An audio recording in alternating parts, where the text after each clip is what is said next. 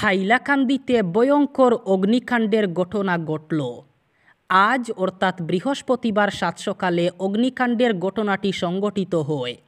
আগুনে 7টি দোকান ছারখার করে দেয়। আজ সকাল 7:30 নাগাদ হাইলাকান্দি জেলার হারবার্টগঞ্জ বাজার মসজিদ রোডে এই অগ্নিকাণ্ডের ঘটনাটি ঘটেছে।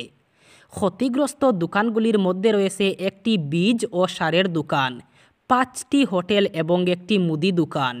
দোকানগুলোর স্বত্বাধিকারীরা হলেন বশিরউদ্দিন লস্কর, রাজু মিয়া চৌধুরী, খলিলউদ্দিন লস্কর, সুনীল দেবনাথ, মিলন দে, টিঙ্কু আচার্য এবং আশুতোষ দেবনাথ।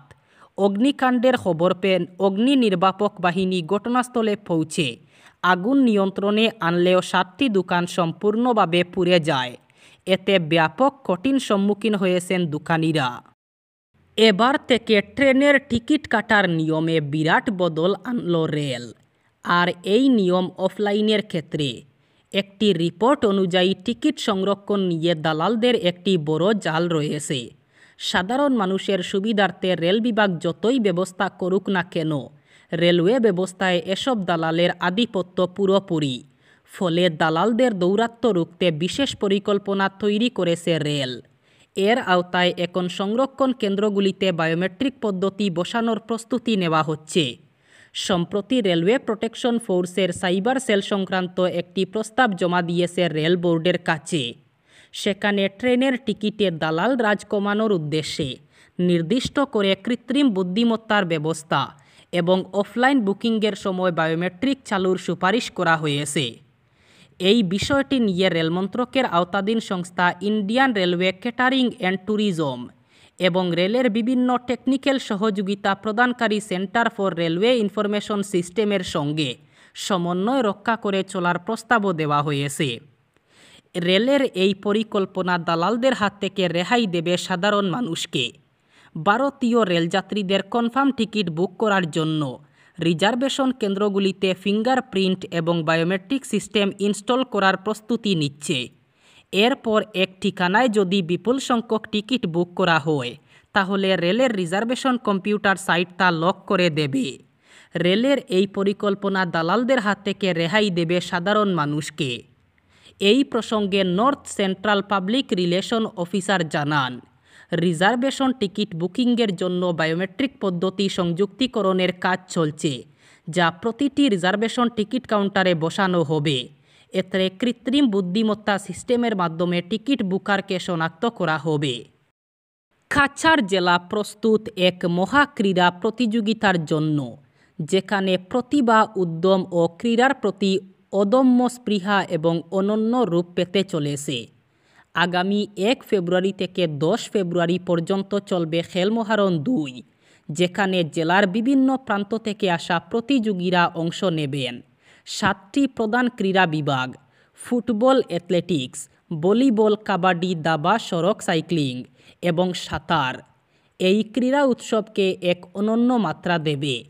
প্রতিযোগিতার শুভ সূচনা হবে 1 ফেব্রুয়ারি লাবক টিপ গার্ডেন প্লে ফিল্ডে, যেখানে জমজমাট ফুটবল ম্যাচের মাধ্যমে ক্রীড়া মহারণের সূচনা হবে।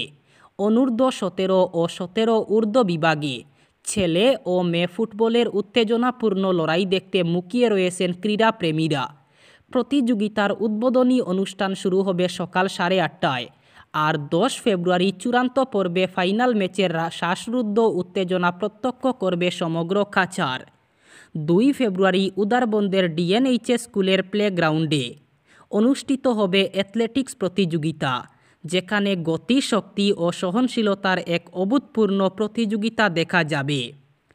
8 ফেব্রুয়ারি লাবক টি গার্ডেন প্লে ফিল্ডে অনুষ্ঠিত হবে কাবাডি প্রতিযোগিতা। 9 ফেব্রুয়ারি উদারবন্দ ডিএনএইচএস স্কুলের প্লেগ্রাউন্ডে হবে ভলিবল প্রতিযোগিতা।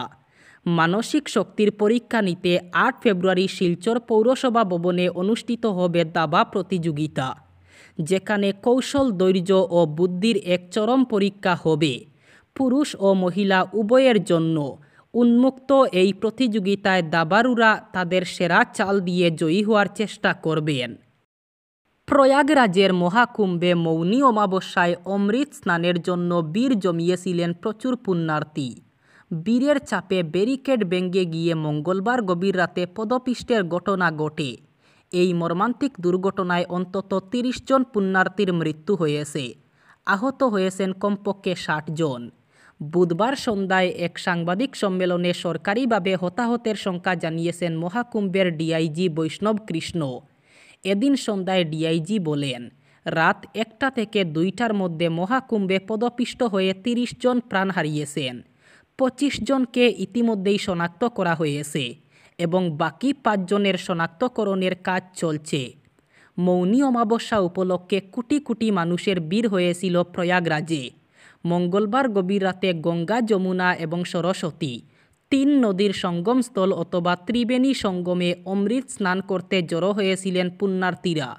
প্রত্যক্ষদর্শীরা জানিয়েছেন, রাত আনুমানিক ২:৩০ নাগাদ অমৃত স্নান ঘিরে হুড়োহুড়ি শুরু হয়।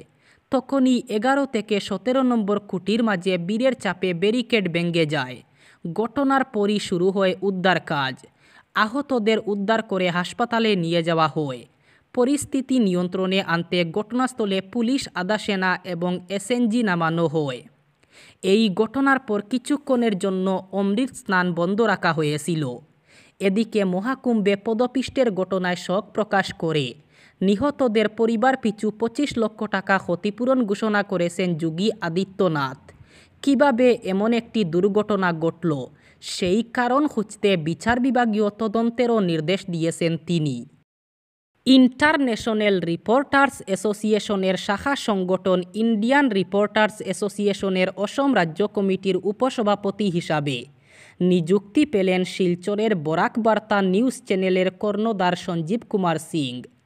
২৯ জানুয়ারি গৌহাটিতে আয়োজিত সভায় সর্বসম্মতিক্রমে তাকে এই দায়িত্বভার প্রদান করা হয়।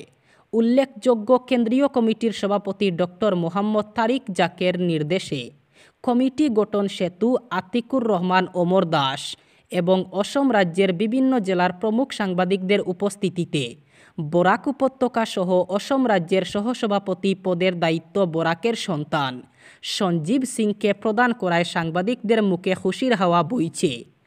আন্তর্জাতিক সংগঠনের শাখা সংগঠন হিসাবে ইন্ডিয়ান রিপোর্টার্স অ্যাসোসিয়েশনের সাংবাদিকদের সুরক্ষা, আর্থিক স্বচ্ছতা, সুচারু আয়ের পরিকল্পনা, স্বাস্থ্য সুরক্ষা, পরিবার পরিকল্পনা, শিক্ষা দীক্ষা এবং উচ্চ অধ্যয়নের ক্ষেত্রে সাংবাদিকদের পরিবার সদস্যদের সরকারি পরিকল্পনার অধীনে সহযোগিতা করা, সাংবাদিক নির্যাতন কিংবা হত্যাকাণ্ডের বিরুদ্ধে অতিসত্বর আন্দোলন ও কড়া পদক্ষেপ গ্রহণ করা সহ সাংবাদিকদের কর্মজীবনে বীমাকরণের বিভিন্ন সুবিধা বিগত ১০ বছর ধরে প্রদান করে আসছে।